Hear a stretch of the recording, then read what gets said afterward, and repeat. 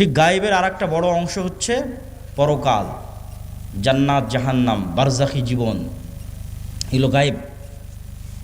প্রত্যেক জগতের পরবর্তী জগতের কিছু আলামত পূর্বের জগতে থাকে। যেমন আমাদের পরের জগৎটা হচ্ছে বারজাখী জগৎ, তো বারজাখী জগতের কিছু চিহ্ন ওটা গায়েব। ওই গায়েবের জগতের কিছু চিহ্ন এই জগতে আছে, সেটা হচ্ছে ঘুম। প্রতিদিন আমরা একবার করে বারজাখী জগতে চলে যাই বা বারজাখী জগতের একটা স্বাদ নিয়ে আসি। মৃত্যুর পরবর্তী জীবনটাও এরকম, কিয়ামত হওয়ার আগ পর্যন্ত। এই জন্য ঘুমানোর সময় আমরা কি বলি যে আল্লাহুম্মা বিইসমিকা আমুতু, হে আল্লাহ আপনার নামে ঘুমাতে যাচ্ছি। জি না, এটার অনুবাদ হচ্ছে হে আল্লাহ আপনার নামে মৃত্যুবরণ করতে যাচ্ছে, মরতে যাচ্ছে। ঠিক পরের দিন সকালে যখন ঘুম থেকে উঠি তখন কিন্তু এটা বলা নাই যে আল্লাহ আপনার রহমত আপনার দয়া ঘুম থেকে উঠলাম। জি না, আহইয়ানা বাদামা আমাতানা, হে আল্লাহ মরে গেছিলাম, মরা থেকে বেঁচে উঠলাম। কি অনুবাদ দেখেছেন? দোয়ার অনুবাদ কি ভয়ঙ্কর, যে হে আল্লাহ মরে গেছিলাম, মরা থেকে সকালবেলা বেঁচে উঠলাম। তাহলে ওই যে মারা গেছিলাম রাতের বেলা, এটাই বারজাখী জগতের হালকা স্বাদ পরের জগতে। মানে আপনার মরার পরে কি হবে, ওই গায়েবের জগতের কিছু আলামত এই জগতে আপনি প্রতিদিন দেখতে পাচ্ছেন। এখন যারা ঘুম চলে গেছে এদের মধ্যে একদল মানুষের স্থায়ী মৃত্যু হয়ে যাবে ঘুমের মধ্যেই, কেন আল্লাহ সুবহানাহু ওয়া তাআলা প্রত্যেক ঘুমন্ত বান্দার রূহকে তার নিকটে টেনে নেন।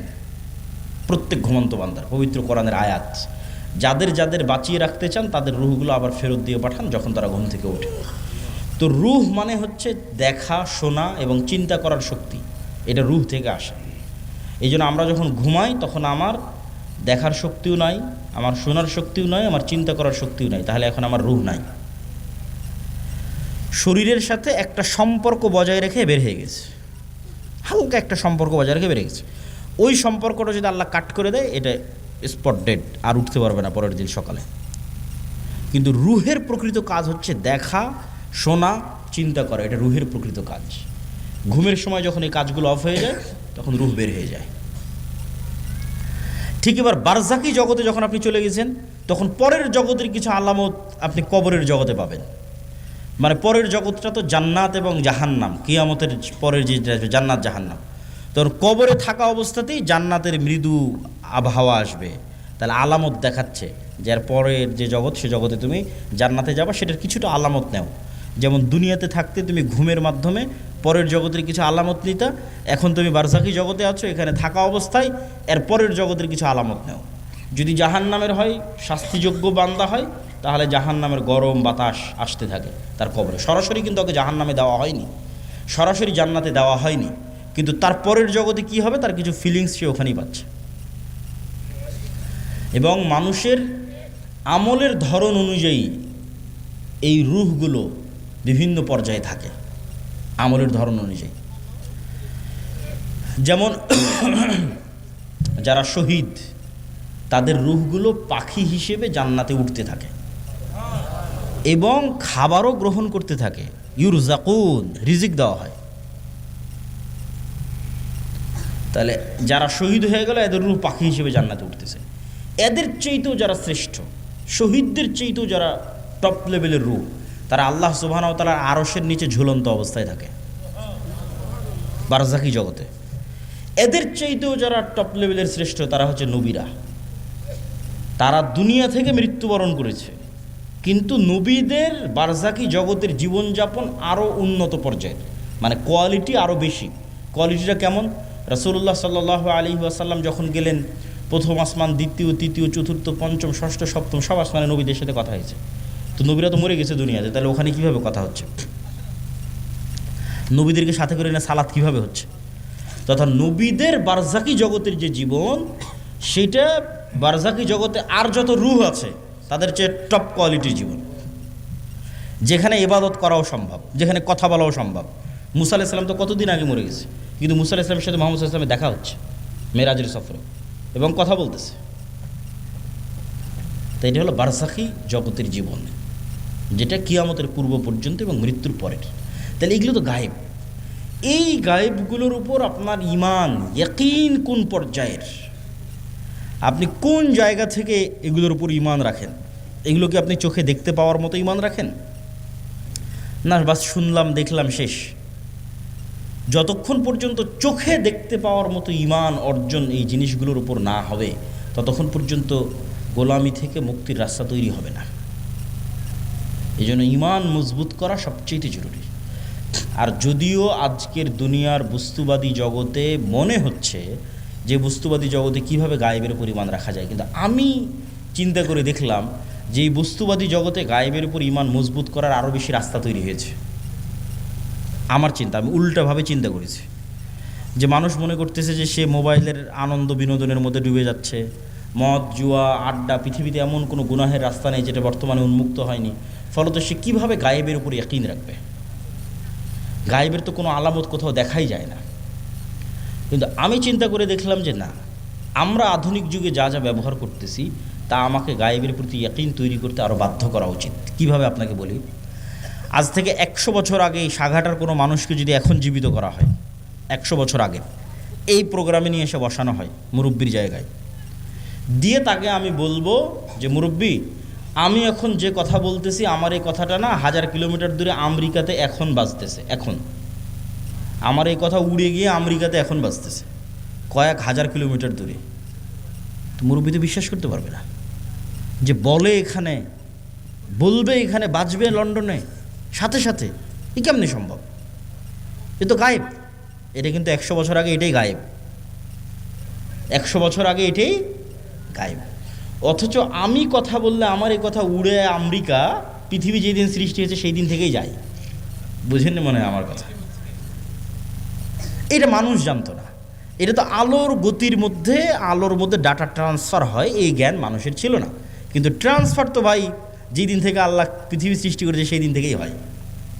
মানে আমি এখান থেকে বলবো আর এটা আলোর গতির সাথে আমার এই কথা সারা পৃথিবীতে ঘুরতেছে, বা আলো যতদূর পর্যন্ত যাচ্ছে আমার এই কথা অতদূর পর্যন্ত যেতে থাকতেছে, এটা যেই দিন থেকে পৃথিবী আল্লাহ সৃষ্টি করেছে সেই দিন থেকেই হয়। তাহলে এটা আমাদের জন্য কি ছিল? গায়েব ছিল। বলেন তো এটা আমাদের জন্য কি ছিল? গায়েব ছিল। তখন জানতাম না। তাহলে এইটা যদি সম্ভব হয় যে কথা বলবো এখানে আর আলোর গতিতে সেই কথা গিয়ে বাজবে আমেরিকায়, এবং আমেরিকায় বসে মানুষ শুনতেছে, এখন লন্ডনে বসে মানুষ শুনতেছে, আপনারা টিভি মোবাইলে ব্যবহার করতেছেন, তাহলে এটা ব্যবহার করা অবস্থায় আপনি কিভাবে বিশ্বাস করতেছেন যে এই কথা আল্লাহ শুনতেছে না? বলেন আল্লাহু আকবার। আপনি মোবাইল ব্যবহার করা অবস্থায় মানুষ আপনার কথা শুনে নিচ্ছে মানুষের তৈরি করা যন্ত্র দিয়ে, আমার এখনকার কথা মানুষ শুনে নিচ্ছে ইংল্যান্ডে বসে থেকে, আমেরিকায় বসে থেকে, আর আমি বিশ্বাস করতেছি আরে আমি যে কথা বলছি এটা তো মনে হয় আল্লাহ শুনতে পাচ্ছে না। তাহলে আপনি আধুনিক প্রযুক্তির প্রত্যেক যে জিনিস ব্যবহার করতেছেন ওই জিনিসে এবার এই স্টাইলে চিন্তা করবেন যে মানুষ যদি এই পর্যন্ত করতে পারে তাহলে আল্লাহ কোন পর্যন্ত করতে পারে। তাহলে আপনি যত চিন্তা করবেন তত গায়েবের উপর আপনার ইয়াকিন বাড়বে। যেহেতু ভয়ঙ্কর আমরা গেড়াকলে ফেসে গেছি। বর্তমান বিজ্ঞান এটাই বলতেছে যে কাফা বিনাফসিকাল ইয়াউমা আলাইকা হাসিবা, যে আজকে তোমার হিসাবের জন্য তুমি যথেষ্ট। আলজামনাহু তায়রাহু, মানুষের সাথে মানুষের পাখিকে আমি মানুষের ঘাড়ের সাথে বেঁধে দিয়েছি, শাব্দিক অনুবাদ করলাম। তো কেমনে মানুষ তার হিসাবের জন্য নিজেই সে যথেষ্ট, আলাদা করে হিসাব করা লাগবে না, এইটার একটু দু একটা উদাহরণ দেই। এই যে আমরা এখানে কথা বলতেছি, এই কথা এখন আলোর সহযোগিতায় পৃথিবীর বাংলাদেশের সব জায়গায় পৌঁছে যাচ্ছে। তো এই আলোটা যতদূর যাচ্ছে এই কথা কিন্তু এই আলোর মধ্যে আছে। শুধু কথা না, আমার দৃশ্য, আমার ছবি, আমার ভিডিও এই আলোর মধ্যে আছে। আলো ডাটা ট্রান্সফার করতে পারে, যেটা দিয়ে এরা ক্যামেরার কাজ করতেছে, মোবাইলের কাজ করতেছে, সেটাই। তো এখন আমরা যদি পৃথিবীতে এমন একটা যন্ত্র আবিষ্কার করি যেটা আলোর চেয়ে বেশি জোরে দ্রুত চলে, আর আবিষ্কার করা মানুষের পক্ষে সম্ভব নয়। কল্পনা করেন যে আমরা একটা অলৌকিক কার্যকলাপের মাধ্যমে একটা মেশিন তৈরি করলাম আলোর চেয়ে জোরে চলে, দিয়ে এখন আজ থেকে 15 বছর আগে চলে গেছি, আলোর চেয়ে বেশি গতিতে 15 বছর আগে চলে গেছি। তো 15 বছর আগে সাঘাটার মাটি থেকে যে আলোটা ছুটেছে আকাশের দিকে, ওই আলোটা এখন যে জায়গায় আছে আমি ওর আগে গিয়ে বসে গেছি, ওর আগে গিয়ে পৌঁছে গেছি, আলোটাকে ধরবো। ওই আলোটাকে ধরার সময় যদি ওখানে আমি কোনো একটা মেশিন সেট করতে পারি, তাহলে 15 বছর আগে এই সাঘাটার মাটিতে বসে আমি যা করেছি তা লাইভ দেখতে পাবো। 15 বছর আগে সাঘাটার মাটিতে আমি যা বলেছি তা আমি লাইভ শুনতে পাবো। এগুলো একটাও হারিয়ে যায়নি, সব আলোর মধ্যে আছে। ওই যে বিজ্ঞান ব্যবহার করতেছে, এখন এখান থেকে উড়িয়ে নিয়ে গিয়ে আমেরিকা লন্ডনে বাজাচ্ছে। তোর তো আলোর সহযোগিতা, ওখান থেকে হারায় না। যে ধরতে চাইবে তোমাকেও ধরতে পারবে। যে তুমি রাতের অন্ধকারেও যদি কিছু করে থাকো সেটাও আলোর মধ্যে ভেসে থেকে গেছে, ওটা ধরা যাবে। লাইভ বদরের যুদ্ধ দেখা সম্ভব। শুধু আলোর গতিতে 1500 বছর আগে চলে যেতে হবে, তাহলে বদরের যুদ্ধ লাইভ দেখা যাবে, ক্যামেরা দিয়ে আর মোবাইল দিয়ে। মোহাম্মদ সাল্লাল্লাহু আলাইহি ওয়াসাল্লামের হাদিস লাইভ শোনা যাবে, কিন্তু যাওয়া সম্ভব নয়, তাই যেতে পারতেছি না। কিন্তু তোমাদেরকে বুঝাচ্ছি যে আমাদের হিসাব নেওয়া কত সহজ। আমাদেরকে যদি আল্লাহ সুবহানাহু ওয়া তাআলা ধরতে চায়, তাহলে অন্তত এখনকার বিজ্ঞান অনুযায়ী গায়েবের উপর আরও ইয়াকিন তৈরি হওয়া উচিত যে আমরা তো বড় বিপদে আছি। শুধু এই একটা নয়, এই যে তাআলা মানুষকে জীবিত করতে চায়, জীবিত করবে, তো মানুষের ডিএনএ যদি এখনকার বিজ্ঞান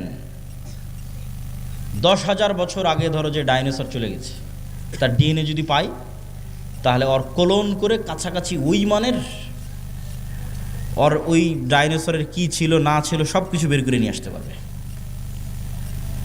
তো মনে করো তুমি মাটির সাথে মিশে হারিয়ে গেছো, তোমার ওই যে হাড় আছে, ওইটা যদি বিজ্ঞানীরাই পায় আজ থেকে 20-50 বছর পর, ওখান থেকে যদি ডিএনএ বের করে নিয়ে আসতে পারে, হাড় বাদ দিলাম, তোমার চুলের 10 ভাগের 1 ভাগও যদি পাওয়া যায়, ওখান থেকে তোমার ডিএনএ যদি বের করা যায়, তাহলে ডিএনএ বের করলে তো যত দ্রুত এই সায়েন্স অগ্রগতি লাভ করতেছে, অদূর ভবিষ্যতে দেখবা যে তোমার ডিএনএ দিয়ে তোমার লিভার তৈরি করা যাচ্ছে, তোমার ডিএনএ দিয়ে তোমার কিডনি তৈরি করা যাচ্ছে, খালি রুহটা দিতে পারবে না।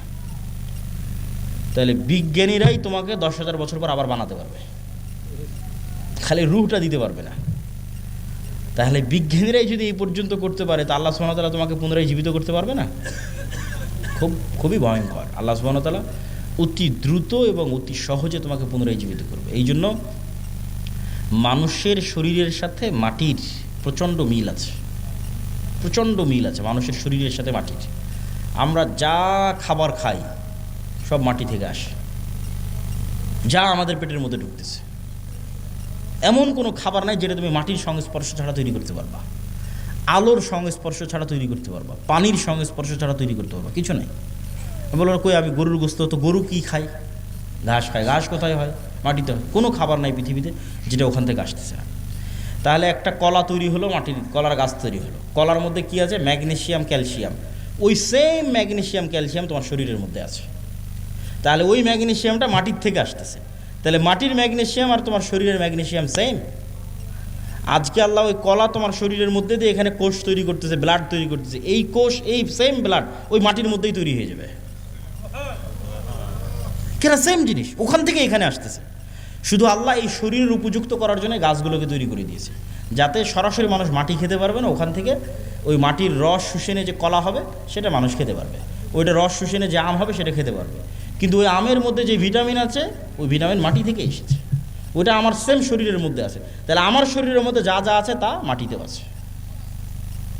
তাহলে মাটিতে সেল তৈরি করা মানে শরীরের কোষ তৈরি করা, মাটির মধ্যে কোষ তৈরি করা, মাটির মধ্যে ব্লাড তৈরি করা, এটা অনটুর ব্যাপার, সেকেন্ডের ব্যাপার। এই জন্য কবর থেকে মানুষ তরতর তরতর করে তরতাজা গাছের মতো পরকালে কবর থেকে উঠে আসবে, মাটি থেকে উঠে আসবে। তো সম্মানিত উপস্থিতি, তাহলে আপনি গায়েবের উপর যতক্ষণ ইয়াকিন তৈরি না করবেন ততক্ষণ আপনি সঠিক সিদ্ধান্ত নিতে পারবেন না। আপনার কাছে মনে হবে এই দুনিয়াই আমার কাছে সব কিছু, অতএব আপনার সকল সিদ্ধান্ত হবে দুনিয়ামুখী।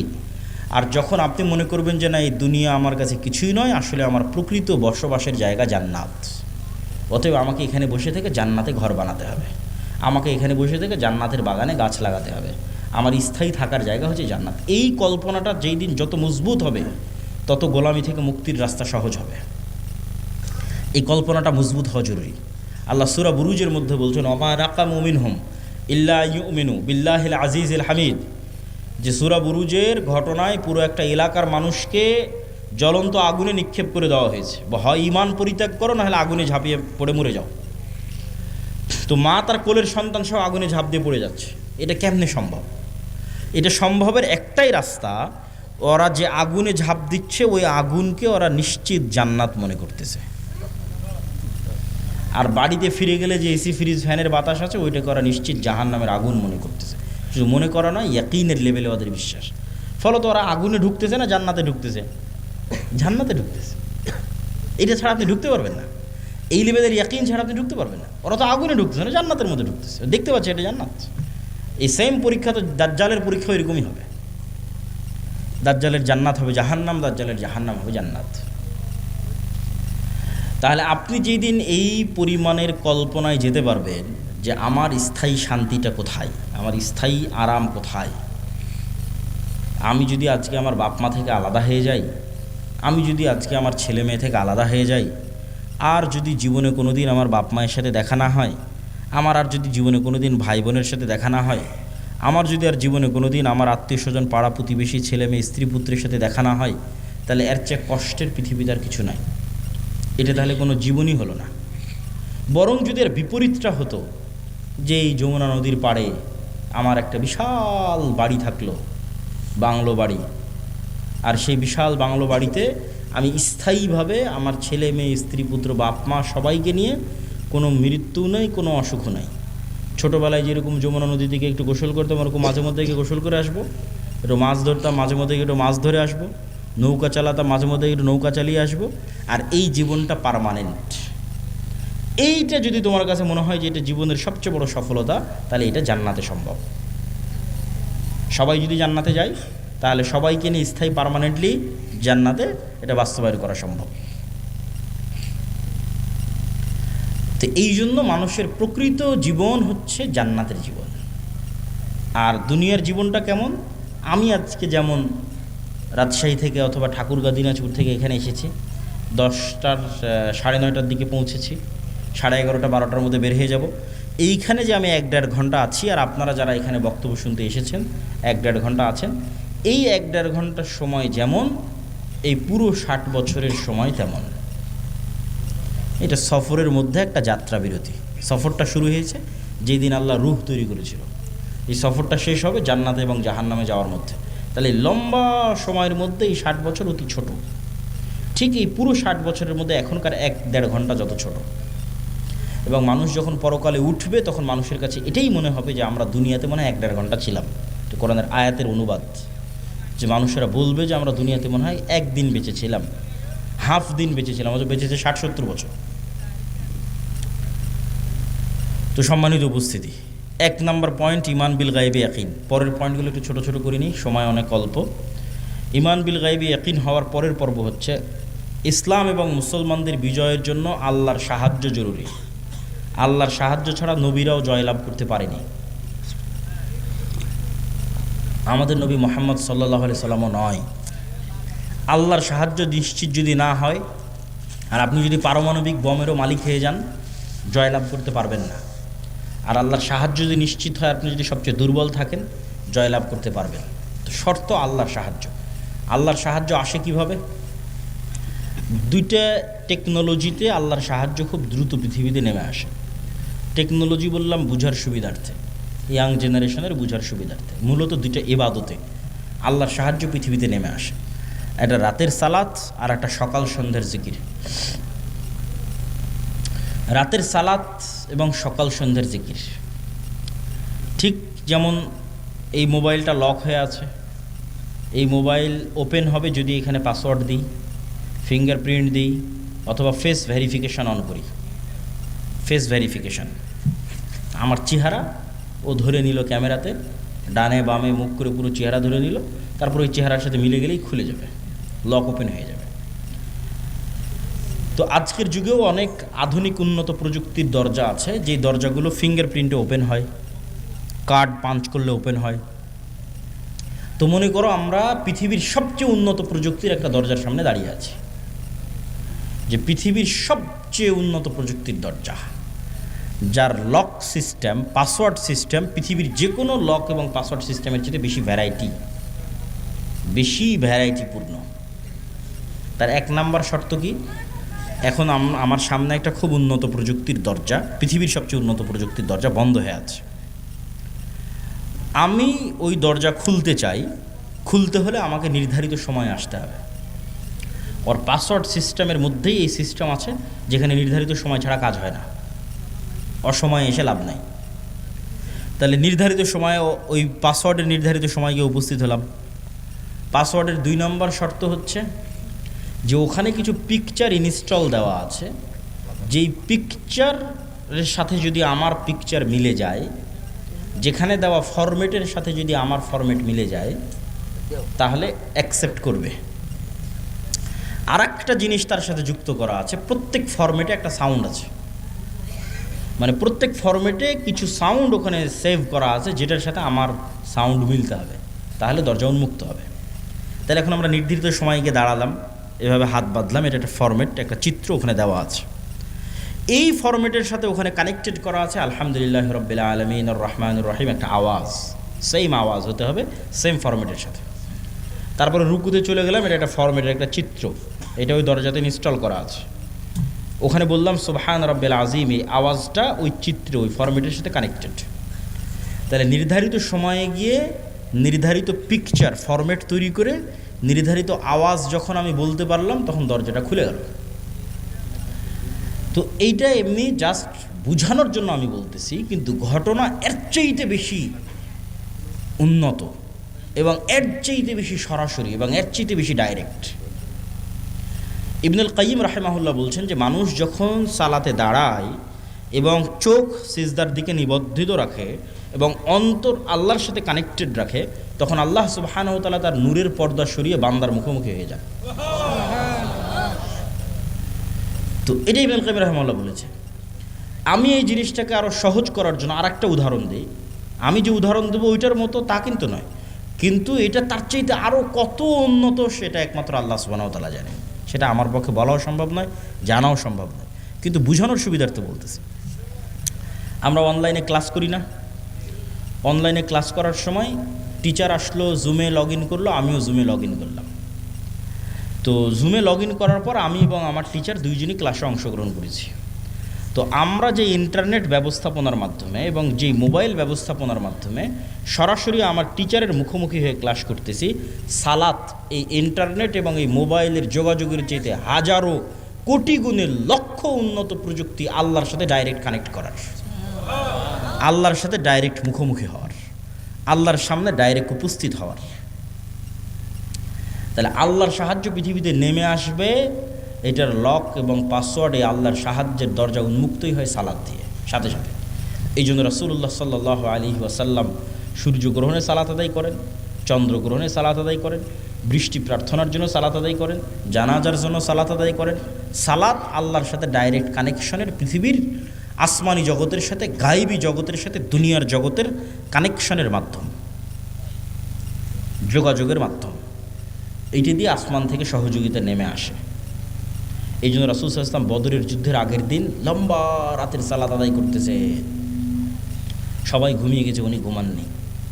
আবু বকর রাদিয়াল্লাহু তাআলা আনহু ক্লান্ত হয়ে বলছেন, কাফাকা মুনাশাদাতাকা রাব্বাক, আরে আপনি নবী হয়ে এত বলা লাগে আল্লাহকে, এত লম্বা রাতের সালাত, এত লম্বা দোয়া। কিন্তু মুহাম্মদ সাল্লাল্লাহু আলাইহি ওয়াসাল্লাম খুব ভালো করে জানেন, আবু বকরের চেয়েও ভালো করে জানেন যে আসমান থেকে সহযোগিতা নামাতে হলে সালাতে দাঁড়াতেই হবে, আসমান থেকে সহযোগিতা নিয়ে আসতে হলে রাতে উঠতেই হবে, নির্ধারিত টাইমে, নির্ধারিত ফরম্যাটে, নির্ধারিত আওয়াজে, নির্ধারিত সিস্টেমে অন্তরকে আল্লাহ সুবহানাহু ওয়া তাআলার সাথে কানেক্টেড রেখে সালাতে দাঁড়াতে হবে, তাহলে আল্লাহ সুবহানাহু ওয়া তাআলার সাহায্য নেমে আসবে, এর বাইরে কোনো রাস্তা নেই। আর একটা ইবাদত যেটা দিয়ে আল্লাহ সুবহানাহু ওয়া তাআলার সাহায্য পৃথিবীতে নামে, এটা বলে বক্তব্যের শেষের দিকে চলে যাব, সেটা হচ্ছে জিকির, সকাল সন্ধ্যার জিকির অথবা এমনিতেও জিকির। জিকিরকে সহজ করে বোঝানোর জন্য আমি বলি, ইয়াং জেনারেশনের বোঝানোর জন্য, সহজ করে বোঝানোর জন্য বলি যে এটা হচ্ছে সাউন্ড টেকনোলজি, শব্দ বা আওয়াজ ভিত্তিক একটা প্রযুক্তি। আমাদের আধুনিক সভ্যতা দাঁড়িয়ে আছে, এই যে ক্যামেরা এবং মোবাইলের সভ্যতা দাঁড়িয়ে আছে আলোর উপর, ওয়েভ তরঙ্গর উপর, যেটা প্রথমে তোমাদের বোঝালাম যে পুরো ইন্টারনেটের এই সভ্যতাটা দাঁড়িয়ে আছে, মোবাইলের এই সভ্যতা দাঁড়িয়ে আছে আলোর তরঙ্গের মধ্যে দিয়ে ডাটা ট্রান্সফার হয়, লিখলে ওখানে থাকে, ভিডিও দিলে ওখানে দেখা যায়, অডিও ভিডিও সবই ওই আলোর মধ্যে আছে, বাতাসের হাওয়ার মধ্যে আছে, ওটাকে ইউজ করে কাজে লাগানো, এটাই হলো আধুনিক সভ্যতার মূল ভিত্তি।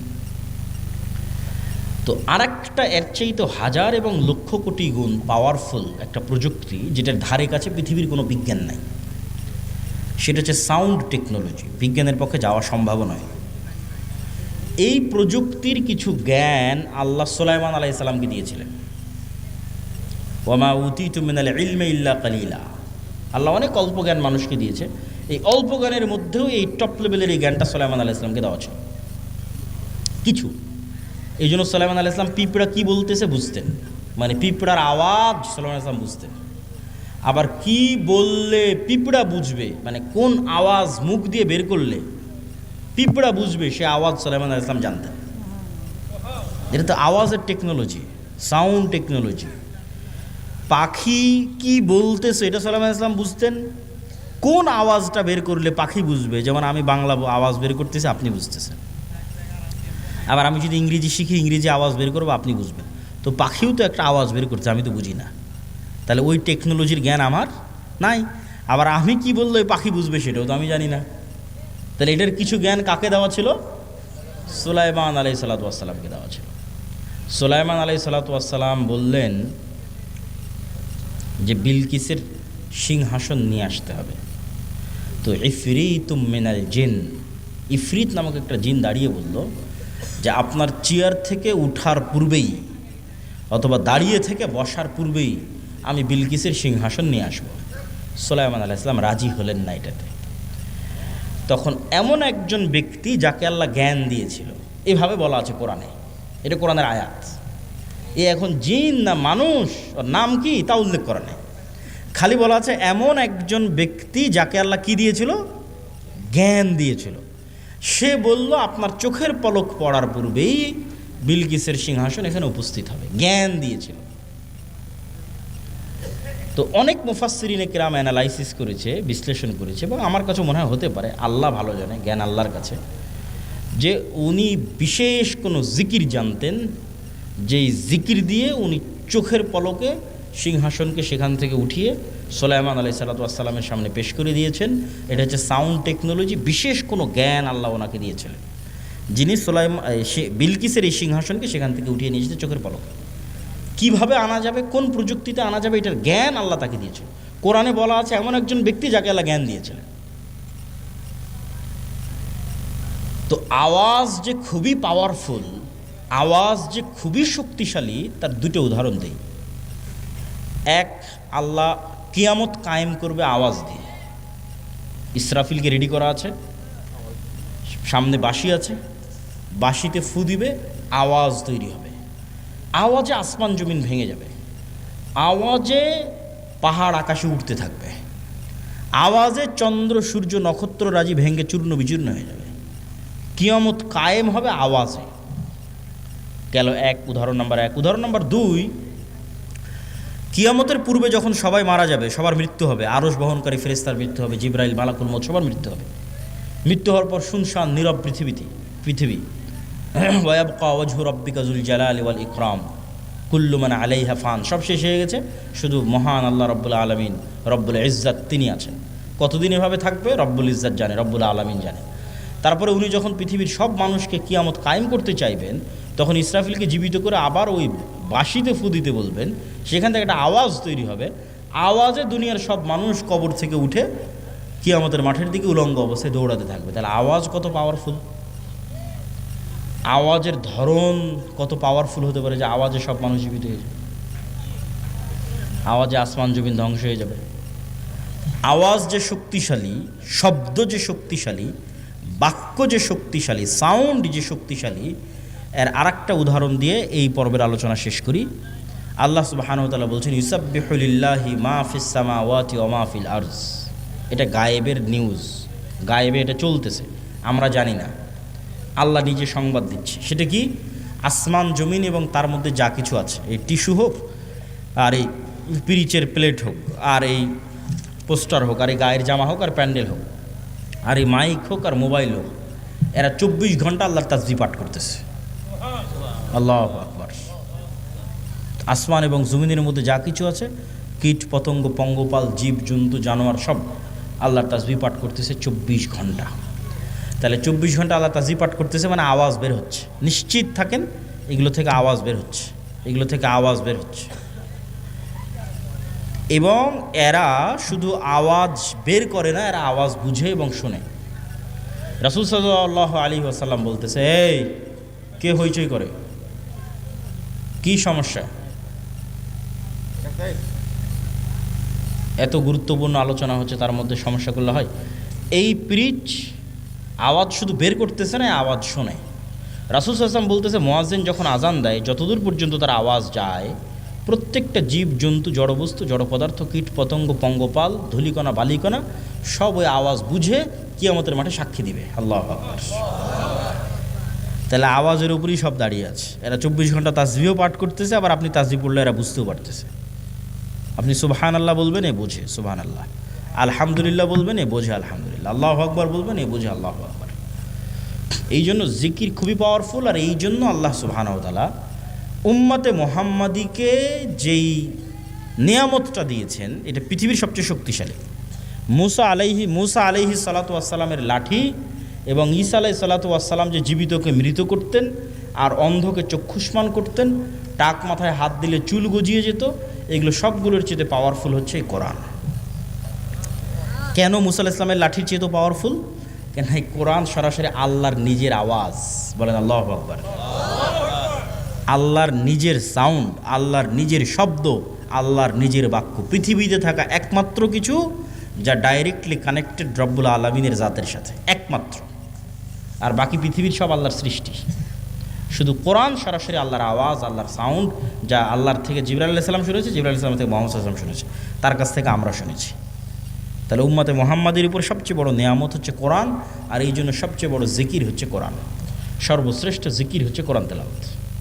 কিন্তু এই কোরআন বুঝলে তো, মানলে তো উম্মতে মুহাম্মাদের মুক্তি হবে।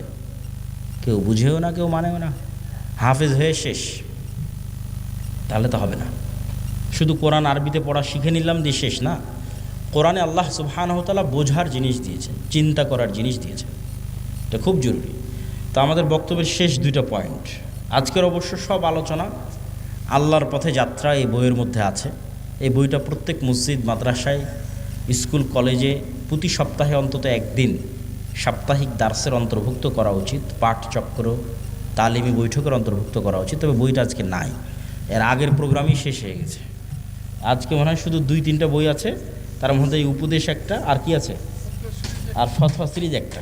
শুধু 3-4টাই বই আছে, উপদেশ 2-3টে আর ফতোয়ার একটা। আগের প্রোগ্রামে সব বই শেষ হয়ে যাওয়াতে আমরা এখানে নিয়ে আসতে পারিনি। তবে কোনো বই না নিলেও আল্লাহর পথে যাত্রা, এই বইটা অনলাইনে অর্ডার দিয়ে হলেও, জামিয়া সালাফিতে যোগাযোগ করে হলেও প্রত্যেক মসজিদে, মাদ্রাসায়, ব্যক্তিগত বাড়িতে, পরিবারে একটা করে রাখা উচিত। এটা ঈমান বিল গায়বে ইয়াকিন তৈরি করার জন্য। শেষ 2 পয়েন্ট। সত্যবাদিতা, ন্যায়পরায়ণতার জ্ঞান ও শিক্ষা। পৃথিবীতে গোলামি থেকে মুক্ত হওয়ার জন্য এবং নেতা হওয়ার জন্য আল্লাহ কিছু ফাংশন পৃথিবীতে রেখেছেন। এতক্ষণ যেগুলো বলে মানে সব গায়েবের ফাংশন, এখন বাস্তব জগতের ফাংশন বলে। বাস্তব জগতেও কিন্তু আল্লাহর তৈরি করা ফাংশন কাজ করে। যেমন আল্লাহ আগুন তৈরি করেছে জ্বালানোর জন্য। আল্লাহ ছুরি বা লোহাকের মধ্যে ওকে যার গলায় ধরবেন কেটে যাবে। এগুলোর মধ্যে কাটার শক্তি, জ্বালানোর শক্তি আল্লাহর দেওয়া, মানুষের পক্ষে দেওয়া সম্ভব নয়। তো আগুন জ্বালাবে এই সিস্টেম আল্লাহর দেওয়া, ছুরি কাটবে এই সিস্টেম আল্লাহর দেওয়া। এখন তরবারিকে যদি হামজা রাদিয়াল্লাহু তাআলার গলায়ও ধরা হয়, আল্লাহর নবীর চাচা, তাও কেটে যাবে।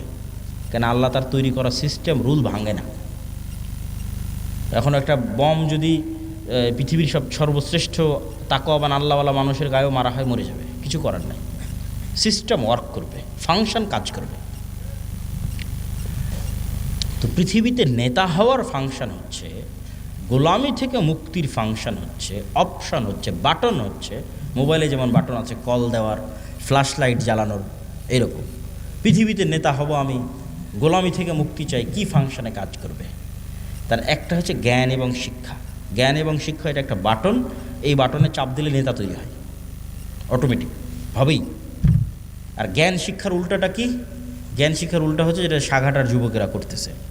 Free fire, PUBG, TikTok, Facebook, YouTube, reels, বিড়ি, সিগারেট, গাঞ্জা, সময় নষ্ট, আইপিএল, বিপিএল, অনলাইন জুয়া, এগুলো হচ্ছে প্রত্যেকটা জ্ঞানের উল্টা কাজ। ওই ফাংশন, ওই বাটন যে চাপ দিবে ও গোলাম হবে। এখন পৃথিবীতে যদি আমেরিকা এবং ইউরোপের এবং ইসরায়েলের ইহুদিরা জ্ঞান অর্জন করে আর সাঘাটার যুবকেরা যদি এগুলো করে, তো আল্লাহ সুবহানাহু ওয়া তাআলা কখনোই তার রুলস ব্রেক করে, তার সিস্টেম ব্রেক করে এসে বলবে না, এই ইহুদিরা খ্রিস্টানেরা তোরা থাম, তোরা তো অনেক জ্ঞান অর্জন করতেছিস, তোদেরকে নেতা হতে দেওয়া যাবে না। আমার সাঘাটার কিছু মুসলমান জুয়াখোর মদখোর আছে, ওদেরকে নেতা বানাবো। হবে নাকি? হ্যাঁ, হবে না। তাহলে সাঘাটার যারা জুয়াখোর মদখোর আছে এরা গোলাম হবে। এই ফাংশনের উপরেই পৃথিবী দাঁড় করানো আছে। আর ও যদি ইহুদিও হয়েও জ্ঞান অর্জন করে, ও কি হবে? জোরে বলেন না, কি হবে? আরও জোরে বলেন, কি হবে? নেতা হবে। তাহলে গোলামির জিঞ্জির আমাদের হাতে এবং পায়ে আমরাই বাঁধতেছি। জ্ঞান বিমুখ হওয়ার মাধ্যমে আমাদের হাতে এবং পায়ে গোলামির জিঞ্জির আমরাই বাঁধতেছি। গোলামির জিঞ্জির খুলতে হবে নিজেকে, জ্ঞান অর্জন করতে হবে। জ্ঞান এবং শিক্ষা ছাড়া গোলামি থেকে মুক্তির কোনো রাস্তা নাই। 2 নাম্বার আর একটা বাটন হচ্ছে ন্যায়পরায়ণতা এবং সত্যবাদিতা। আর এর উল্টা বাটনটা হচ্ছে 2 নাম্বারই রাস্তা, ধোঁকাবাজির রাস্তা, দুর্নীতির রাস্তা, মিথ্যার রাস্তা। তাহলে এই 2 নাম্বার মিথ্যা, দুর্নীতি, ধোঁকাবাজি, এটা হচ্ছে গোলামির রাস্তা। সত্যবাদিতার ন্যায়পরায়ণতা হচ্ছে নেতা হওয়ার রাস্তা। তাহলে তোমাদের 300 আসনের যে এমপিরা আছে, এরা সবাই গণতান্ত্রিক সিস্টেমের মধ্যে লবি, লিয়াজু, ধোঁকা, টাকা পয়সা, লেনদেন, এই গোলামির রাস্তার মধ্যে দিয়ে তারা নেতা হচ্ছে। তাহলে এই গোলামির কালচারের মধ্যে দিয়ে যারা এমপি হচ্ছে, এরা নেতা না গোলাম? এত আসতে বললে হবে? নেতা না গোলাম? গোলাম। নেতা নয়। আপনি মনে করছেন নেতা, কিন্তু নেতা নয়। কেন নেতা নয় সেটাও বলে দিই। যে এই 2 নম্বরই রাস্তার কালচারের মধ্যে দিয়ে এমপি হচ্ছে, মিনিস্টার হচ্ছে, প্রাইম মিনিস্টার হচ্ছে, ওকে কালকে ভারত আর আমেরিকা টাকা দিয়ে কিনে নিতে পারবে। ওকে বলবে যে বাংলাদেশে যা দুর্নীতি করার লাগে করো, সব টাকা পাচার করে আমার দেশে পাঠাও, জনগণ যখন ধরে মার দিবে আমার দেশে চলে আসে। তাহলে ও নেতা না গোলাম? গোলাম। তাহলে ততক্ষণ নেতা হওয়া যায় না যতক্ষণ শতভাগ সত্যবাদী ন্যায়পরায়ণ না হওয়া যায়। আর কোন রাস্তা নাই পৃথিবীতে নেতা হওয়ার। ওসি, ডিসি, এসপি, মন্ত্রী, মিনিস্টার, এসিল্যান্ড, সাব রেজিস্ট্রার, মাদ্রাসার শিক্ষক, প্রধান শিক্ষক, আলেম ওলামা, হুজুর, ইসলামী দল সংগঠন, সবার মধ্যে বাহ্যিক ইসলাম আছে। বেশিরভাগের মধ্যে 50% হয়তো সালাত আদায় করে, 60-70% হয়তো ওমরা করে। কিন্তু এই চেয়ারটাতে যখন বসতেছে, তখন চেয়ারের আমানত আর রক্ষা করে না। তখন 2 নম্বরই রাস্তা অবলম্বন করে, ঘুষ, সুদ, দুর্নীতি, টাকা পয়সা সবগুলোর মধ্যে ঢুকে পড়ে। তাহলে সে আসলে বুঝেইনি ইসলাম কি, সে আসলে মোনাফিক। সে কি? মোনাফিক। রাসূল সাল্লাল্লাহু আলাইহি ওয়াসাল্লামের হাদিস যে সে মোনাফিক। এখন আপনারা সাগাটার মানুষ কেমনে পরীক্ষা করবেন যে আপনি নেতা হওয়ার যোগ্য না যোগ্য না? জ্ঞান আর শিক্ষার পরীক্ষা তো এমনি করতে পারবেন, জ্ঞান অর্জন শিক্ষার সাথে আছেন কিনা। ন্যায়পরায়ণতা, সত্যবাদিতার পরীক্ষা কেমনি করবেন? আপনারা যদি আপনাদের পিতার সম্পত্তিতে নিজ নিজ বোনকে ন্যায়ের সাথে, ইনসাফের সাথে তার যে সম্পত্তি পাওয়ার হক সেটা দিয়ে থাকেন, তাহলে আপনার মধ্যে নেতা হওয়ার গুণ বিরাজমান আছে। আর যদি না দিয়ে থাকেন, যমুনার চরেরটা বোনকে, আর যেটা বেশি দামি রাস্তার পাশে উঁচু সেটা নিজে, ভিটা বাড়ি নিজের, আর যেটাতে আবাদি হয় না, ডুবে থাকে 6 মাস, সেটা বোনের, অথবা দেনইনি বোনকে, তাহলে আপনার মধ্যে গোলামির স্বভাব বিরাজমান আছে। আপনিও গোলাম, আপনার পরবর্তী 14 পুরুষ পর্যন্ত গোলাম থাকবে। এবং আপনাকে যদি আমি আজকে বাংলাদেশের প্রধানমন্ত্রী বানিয়ে দিই, আপনি গত 16 বছরের চেয়ে বেশি দুর্নীতি করবেন। তাহলে এই যতক্ষণ পর্যন্ত নিজ নিজ জায়গা থেকে সবাই সত্যবাদী এবং ন্যায়পরায়ণ না হয়ে, যতক্ষণ তো বুঝেই নি ইসলাম কি, ও তো নিজেকেই ধোকা দিচ্ছে। মনে করছে আরে আমি হজ করলাম, ওমরা করলাম, সালাত আদায় করলাম, মসজিদ মাদ্রাসায় দান করলাম, বিশেষ অতিথি, প্রধান অতিথি হয়ে বসে আছি, আর কি? সব মুনাফিক। ইজা তুমি না খানা, মুনাফিকের আলামত হচ্ছে দায়িত্বের আমানতের সাথে খেয়ানত করে। এদের অন্তরে ঈমান ঢোকেনি, এদের বাহ্যিক ইবাদত কবুল হবে না, এদের বাহ্যিক ইবাদত কাজে দিবে না। লা ঈমান আল ঈমান লা আমানাত লাহু, যে অন্তরে ঈমান ঢুকে গেছে ওই অন্তরে আমানতের খেয়ানত ঢুকতে পারে না। যে অন্তরে আল্লাহর ঈমান ঢুকে গেছে ওই অন্তরে 2 নম্বরই রাস্তা ঢুকতে পারে না। সম্মানিত উপস্থিতি, আল্লাহ সুবহানাহু ওয়া তাআলা আমাদের এই 5টা পয়েন্টের উপর, ঈমান বিল গায়বে ইয়াকিন, তারপরে হচ্ছে আল্লাহর সাহায্য ছাড়া বিজয় হয় না, আল্লাহর সাহায্য দুনিয়াতে আনার জন্য রাতের সালাত, সকাল সন্ধ্যার জিকির, 5 ওয়াক্ত সালাত তো লাগবেই, না হলে আল্লাহ গণার মধ্যেই ধরবে না, কাউন্টের মধ্যেই ধরবে না। তার পাশাপাশি সর্বোচ্চ পর্যায়ের জ্ঞান এবং সর্বোচ্চ পর্যায়ের শতভাগ ন্যায়পরায়ণতা এবং আমানতদারিতা।